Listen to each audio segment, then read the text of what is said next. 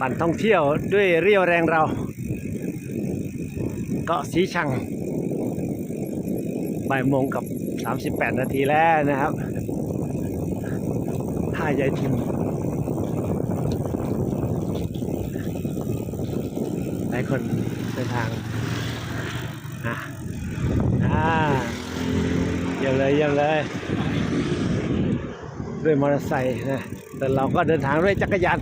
ท่องเที่ยวนู่นเลยเป็นสมาชิกปั่นแต่แนวนำหน้าไปแล้ว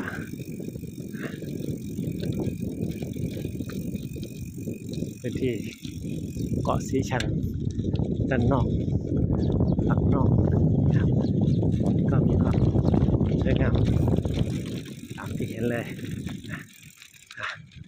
เดี๋ยวเราไปเรื่อย